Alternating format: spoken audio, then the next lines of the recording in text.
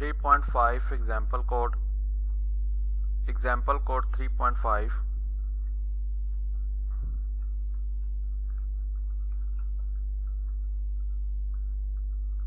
example code 3.5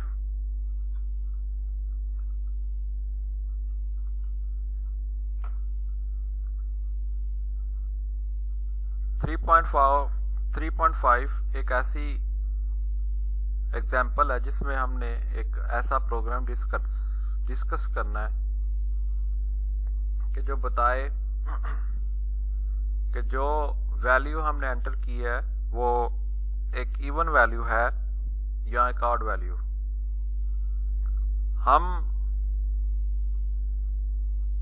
हमने ये value enter करवानी है यूजर से, इसमें एक इनपुट करवानी है यूजर से। यूजर इसमें एक वैल्यू एंटर करेगा और हमारा प्रोग्राम ये बताएगा कि ये वैल्यू जो है ये एक डिजिट है या डिजिट नहीं है, और हम यूजर से कहेंगे कि वो जो वैल्यू एंटर करे वो 0 से 9 तक जो वैल्यू होगी वो डिजिट होगी, और उसके अलावा कुछ भी अगर वो एंटर करेगा तो नॉट डिजिट का जो मैसेज है वो डिस्प्ले होगा। तो सबसे पहले हेडर फाइल इंक्लूड करेंगे,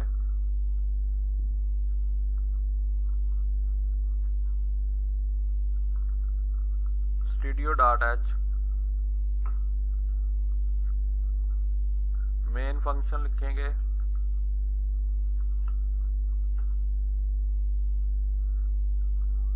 मेन फंक्शन की बॉडी। अब हमने करैक्टर इनपुट करवाना है, कोई वैल्यू, कोई करैक्टर। वो करैक्टर कोई ABC का लफ्ज भी हो सकता है, कोई नंबर भी हो सकता है, कोई डिजिट भी हो सकता है, कोई सिंबल भी हो सकता है, कुछ भी हो सकता है। तो उसके लिए हम करैक्टर जो है, करैक्टर जो यूजर से इनपुट करवाना है या कोई वैल्यू इनपुट करवानी है, तो उसके लिए हमें फ्लोट पॉइंट के लिए इस्तेमाल होता है, इंटीजर के लिए इंट डाटा टाइप इस्तेमाल होती है, और करैक्टर के लिए करैक्टर जो इनपुट है वो इस्तेमाल होती है। तो इस केस में हम जो है जो वेरिएबल बनाएंगे उसकी टाइप क्या होगी, करैक्टर, क्योंकि हम कोई भी एक करैक्टर जो है वो ABC का भी हो सकता है, वो अल्फाबेटिक कोई वर्ड हो सकता है, कुछ भी हो सकता है, नंबर हो सकता है, कुछ पॉइंट में भी वैल्यू हो सकती है। तो हमने उसको एवेल्युएट करना है कि जो वैल्यू यूजर एंटर कर रहा है वो डिजिट है या नहीं है। तो सिंपल इंट हम इसलिए नहीं लेते क्योंकि इंट में अल्फाबेटिक जो वर्ड्स हैं वो स्टोर नहीं होते, और फ्लोट इसलिए नहीं लेते कि फ्लोट में भी अल्फाबेटिक जो वर्ड्स हैं वो स्टोर नहीं होते। और करैक्टर हम इसलिए इस्तेमाल करते हैं क्योंकि करैक्टर जो भी हम वैल्यू करैक्टर में इस्तेमाल करते हैं वो सिंगल कोटेशन के अंदर होती है, और उसमें कुछ भी आ सकता है, नंबर आ सकता है, कोई अल्फाबेटिक आ सकता है, दोनों का मिक्सचर भी आ सकता है, नंबर प्लस अल्फाबेट दोनों मिलके भी लिखे जा सकते हैं। तो कुछ भी हम जो है करैक्टर में स्टोर करवा सकते हैं सिंगल कोटेशन मार्क्स के अंदर, और फिर इसको एवेल्युएट किया जा सकता है जो भी प्रोग्राम के लॉजिक हो गए। तो इसमें हम क्या करते हैं, एक डाटा टाइप लिखते हैं करैक्टर, और वेरिएबल का नाम लिखेंगे, वेरिएबल का नाम लिखा हुआ है इनपुट, और सेमीकोलन लगा देंगे। अब हमने इसको डिक्लेयर किया क्योंकि हमने इसमें कोई वैल्यू असाइन नहीं की। जब भी हमने कोई वैल्यू वेरिएबल में यूजर से असाइन करवानी हो, इनपुट करवानी हो, तो उसके लिए हम वेरिएबल को डिक्लेयर करते हैं। और अगर हमने खुद से कोई वैल्यू वेरिएबल के अंदर स्टोर करवानी है तो फिर हम वेरिएबल को इनिशियलाइज करते हैं। इस केस में हमने यूजर से इनपुट लेनी है, तो इसके लिए हम वेरिएबल को डिक्लेयर करते हैं। और अब हमने एक वेरिएबल को डिक्लेयर किया है जिसकी टाइप करैक्टर है और जिसका नाम इनपुट है। मैसेज डिस्प्ले कराएंगे उस यूजर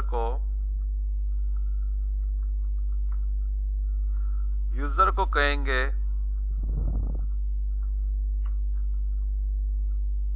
मैसेज आपको पता है डिस्प्ले करवाने के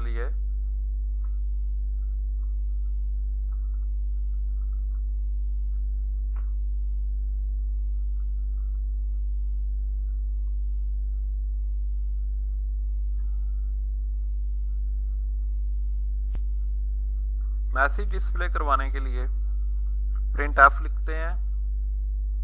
प्रिंट एफ फंक्शन का इस्तेमाल करेंगे जी।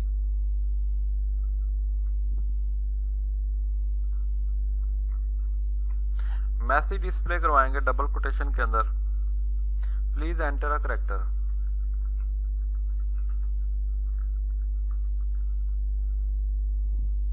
ये मैसेज डिस्प्ले होगा जो यूजर इस प्रोग्राम को चलाएगा उसके पास मैसेज आएगा, प्लीज एंटर अ करैक्टर। वो कुछ भी कर सकता है, कुछ भी एंटर कर सकता है, कोई अल्फाबेट कर सकता है, कोई नंबर कर सकता है, पॉइंट वाला फ्लोटिंग पॉइंट नंबर कर सकता है, डेसिमल पॉइंट नंबर कर सकता है, इवन मिक्सचर कर सकता है, दोनों को मिला के भी लिख सकता है, नंबर प्लस अल्फाबेट कुछ भी लिखा जा सकता है, कोई सिंबल एंटर कर सकता है। तो एक मैसेज डिस्प्ले करवा दिया। अब जो यूजर वो एंट्री करेगा, इनपुट देगा, उसको हमने वेरिएबल के अंदर स्टोर करवाना है। और वो वेरिएबल कौन सा? ये इनपुट, जिसकी टाइप क्या है? करैक्टर। तो इनपुट करवाने के लिए आपको पता है स्कैन एफ का फंक्शन जो है ये इस्तेमाल होता है। स्कैन एफ डबल कोटेशन के अंदर आप लिखते हैं फॉर्मेट स्पेसिफाई, जो इस वेरिएबल के अंदर आपने वैल्यू स्टोर करवानी है। तो हमने वेरिएबल इनपुट में करवानी है और ये करैक्टर टाइप का वेरिएबल है और उसका फॉर्मेट स्पेसिफायर क्या होता है? परसेंटेज सी और फिर कामा, एम्परसाइंड का साइन और उस वेरिएबल का नाम।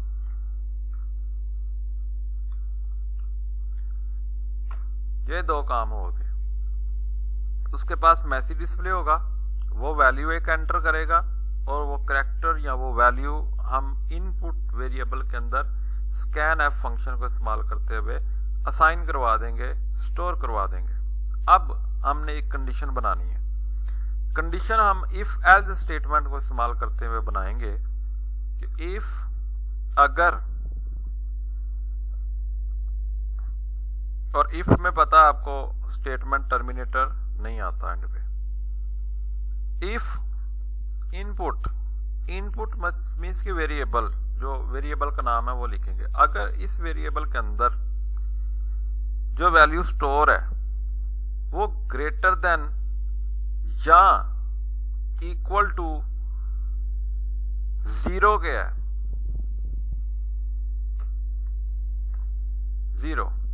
अब 0 मैंने सिंगल कोटेशन में लिखा हुआ है और करैक्टर वेरिएबल के अंदर जो भी वैल्यू स्टोर होती है वो सिंगल कोटेशन मार्क्स के अंदर होती है, इसलिए यहां पे सिंगल कोटेशन मार्क्स को इस्तेमाल किया हुआ है।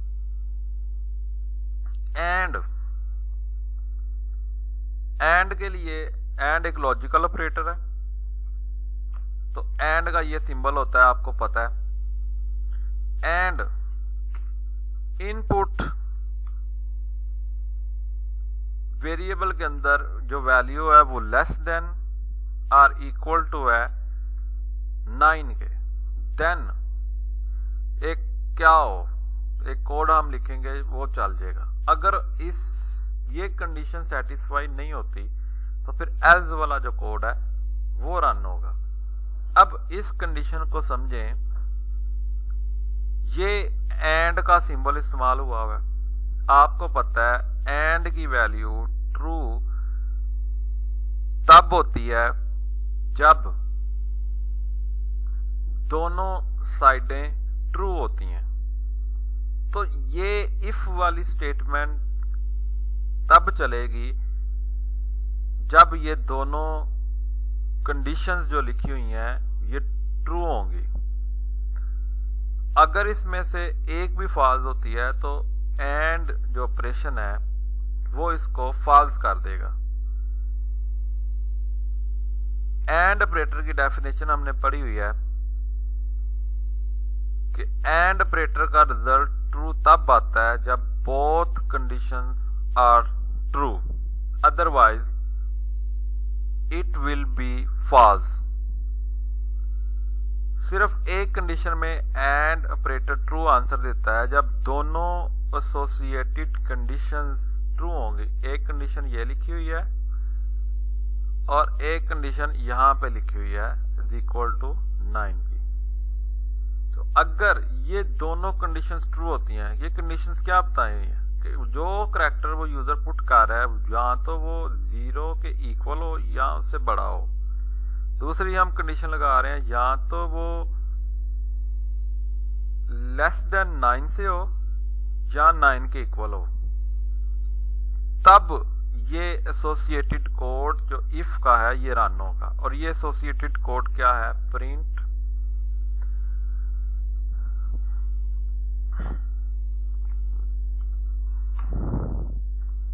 करवा दे मैसेज जो हमने करवाना है कि ये डिजिट है या ना डिजिट नहीं है। डिजिट अगर ये कंडीशन ट्रू हो जाए कि जो वैल्यू पुट हो वो तो या 0 हो या 0 से बड़ी हो, या एंड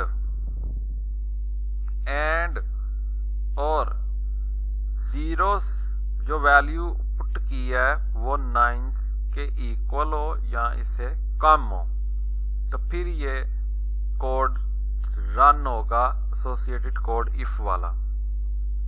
अदरवाइज एल्स अगर ऐसा नहीं होता तो प्रिंट आंसर क्या आ जाएगा, प्रिंट हो जाएगा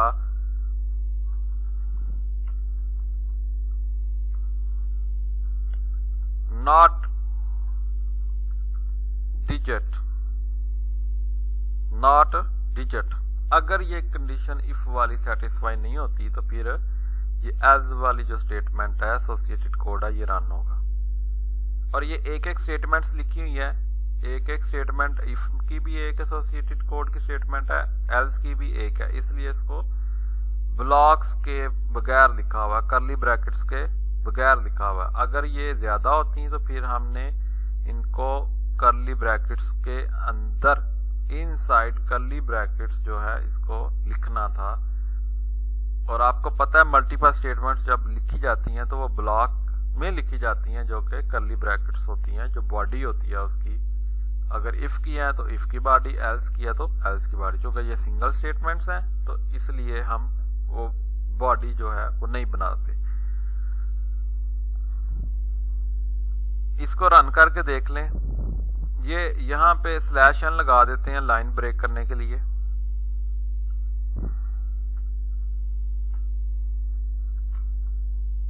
और यहां पे भी /n लाइन ब्रेक के लिए। रन करके देखते हैं इसको। एरर आ गया जी इसमें, ये लाइन नंबर 11 के ऊपर वो प्रिंट एफ नहीं लिखा हुआ।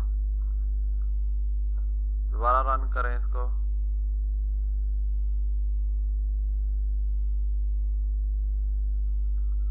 एरर अगेन उसी लाइन के ऊपर एरर आ रहा है। Expected declaration or statement at end of input. Error इसमें क्या आ रहा है, वो कह रहा है जी लाइन नंबर 11 में कोई एरर आ रहा है कि expected declaration or statement at end of input, कि जो हमने डिक्लेयर किया इसका, इसमें ये हमने ब्लॉक को क्लोज नहीं किया हुआ। ये ओपनिंग कर्ली ब्रैकेट और यहाँ पे क्लोजिंग कर्ली ब्रैकेट जो है ये लगाते हैं। अब इसको रन करके दोबारा चेक करते हैं जी। ये रन हो गया, मैसेज डिस्प्ले हो गया जी। उसी तरह सेम हमने पहले मैसेज जो डिस्प्ले करवाया था प्रिंट एफ के जरिए, एंटर अ करैक्टर, सेम वैसे का वैसे जो डबल कोटेशन में लिखा हुआ है। जैसे ही यहाँ पे कोई करैक्टर कोई वैल्यू यूजर लिखेगा तो वो वाली वैल्यू स्कैन एफ फंक्शन के जरिए इनपुट वेरिएबल के अंदर स्टोर हो जाएगी और फिर ये जो हमने लॉजिक बनाई है वो रन करेगी। तो यहाँ पे कोई भी हम वैल्यू कोई चीज जिस तरह ये बुक पे बताया 5 एंटर किया हुआ, 5 एंटर कर 5 को लिखते हैं और देखते हैं जी इसका आंसर क्या आ गया जी, डिजिट। 5 एक डिजिट है, हमारी कंडीशन जो है ये सेटिस्फाई हो गई है। अब देखें 5 इनपुट में 5 पड़ा हुआ है और ये भी कंडीशन ट्रू है और ये वाली भी कंडीशन ट्रू है, दोनों ट्रू है। तो फाइनल आंसर इफ में हमने जो कंडीशन लगाई हुई है उसका आंसर क्या आ जाएगा, ट्रू। जब फाइनल आंसर ट्रू आएगा तो इसका एसोसिएटेड कोड जो है ये रन होगा, जो कि प्रिंट एफ है, डिजिट। अगर ऐसा नहीं होता दोबारा रन करके देखते हैं जी। यहां पे पुट करते हैं के को, जो इसमें एग्जांपल दी हुई है के को पुट किया तो लिखा हुआ है नॉट डिजिट, के एक डिजिट नहीं है। तो ये कंडीशन जो है ये फॉल्स हो गई है, कंडीशन इफ में जो लगाई है फॉल्स हो गई है। जब वो कंडीशन फॉल होगी तो उससे अगली जो एल्स वाली है वो रन होगी और एल्स में हमने क्या मैसेज डिस्प्ले करवाया हुआ है, नॉट डिजिट। इसके अलावा कुछ करके देख लें जी, एंटर 10 करके देखते हैं जी। 10 एक डिजिट नहीं है।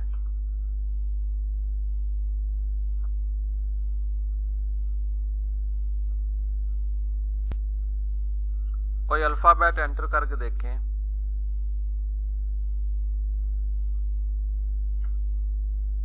ए, तो आंसर आएगा नॉट डिजिट। ओके जी, थैंक यू।